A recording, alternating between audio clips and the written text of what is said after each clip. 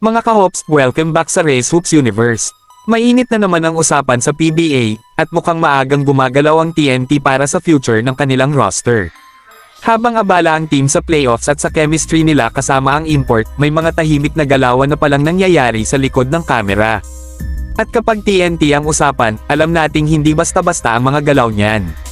Ayon sa mga lumalabas na reports, may mga players na raw na minamatyagan ng TNT management gaya ni Reyna Batak, RR Pogoy, Mike Nieto, at maging si Poy Erem. Hindi man agad mangyari ngayong conference, pero posibleng may malaking pagbabago bago pa dumating ang All-Filipino Cup.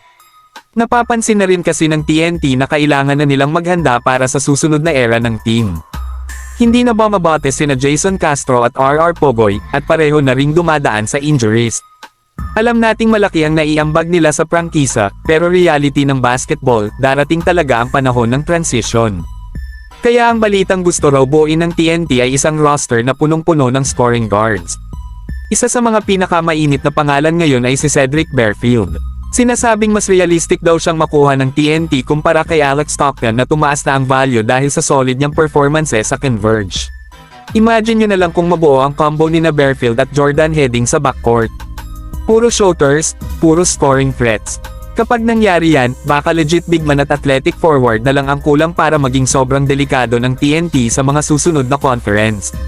Posible ring maghanap sila ng mga players na swak sa mabilisang sistema gaya ni Kay Bulungay o Justin Arana. Pero syempre, may kaunting concern din.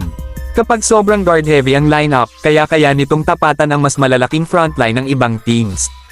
Effective kaya sa playoffs ang puro scoring guards? Yan ang malaking tanong ngayon. Samantala, usapang best import naman tayo. Kahit injured na si Bol Bol, marami pa rin ang naniniwalang siya pa rin ang number 1 import this conference dahil sa laki ng impact niya sa TNT bago siya nawala. Pero humahabol din si Justin Brownlee na consistent at malakas din ang suporta mula sa media at fans. Sa ngayon, TNT at Ginebra pa rin ang mukhang may pinakamalaking tsansa na magkita sa finals. Pero kung sakaling makalusot ang rain or shine, may posibilidad din na pumasok sa usapan si JJ bilang top import contender. At alam nyo mga kahops, malaking kawalan talaga sa PBA ang injury ni Bol. Maraming fans at analysts ang naniniwalang malaking tulong sana siya para makahikayat pa ng mas maraming NBA caliber import sa liga. Sayang talaga dahil magandang marketing at exposure sana iyon para sa PBA. Pero parte talaga ng basketball ang injuries. Walang may gusto nang nangyari, at hindi rin natin pwedeng isisi lahat sa liga. Ang importante ngayon, suportado siya ng TNT habang nagpapagaling sa US.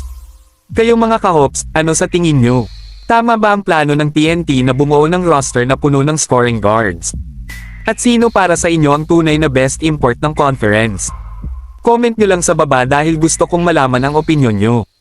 At kung gusto nyo pa ng mas maiinit na PBA updates, analysis, at basketball stories, huwag kalimutang mag-like, subscribe, at pindutin ang notification bell dito sa Race Hoops Universe. Maraming salamat mga kahops, at hanggang sa susunod.